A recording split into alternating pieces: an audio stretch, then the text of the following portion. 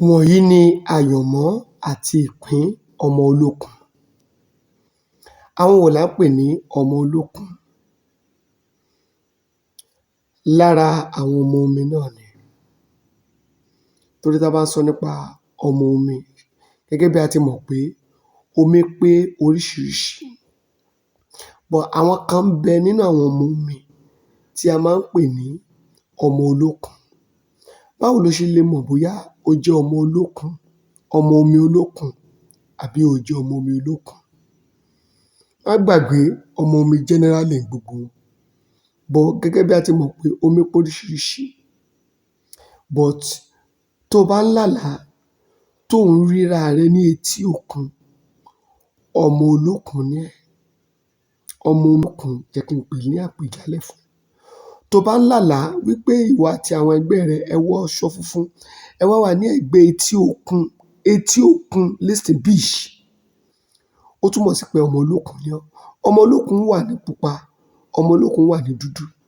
Torí ọ̀pọ̀lọpọ̀ ẹlòmí believe pé gbogbo ẹni tó bá ti pupa nìkan ni ọmọ Olókun náà. O ò bá máa lo cream kò ní pé torí pé kò lè pupa, no. Ṣùgbọ́n àwọn tó bá pupa nínú wọn, tó pupa fó tó jẹ́ pé pupa wọn látọ̀run wá, àwọn yẹn la máa ń pè ní egbin ọ̀run.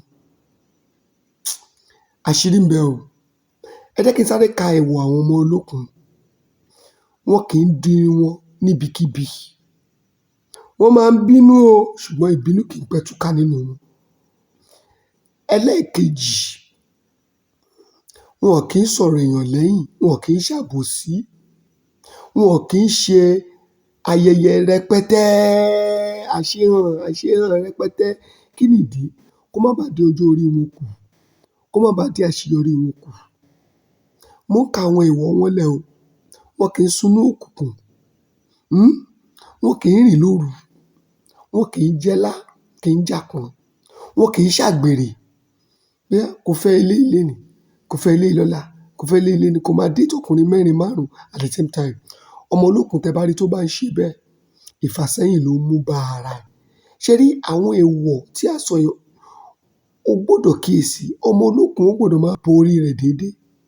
Tó bá dẹ̀ fẹ́ bo orí rẹ̀, àgbò funfun ni kó máa lò. Ṣé rí ọmọ Olókun tí gbogbo wa tá ń sọ yìí, àṣírí ńlá wà ń bẹ o.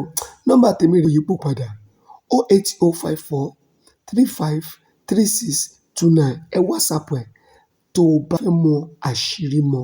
Àṣírí Olúwa ń bẹ pẹ̀lú àwọn tó bẹ̀rù rẹ̀. Bàbá àṣírí ìràwọ̀ ló.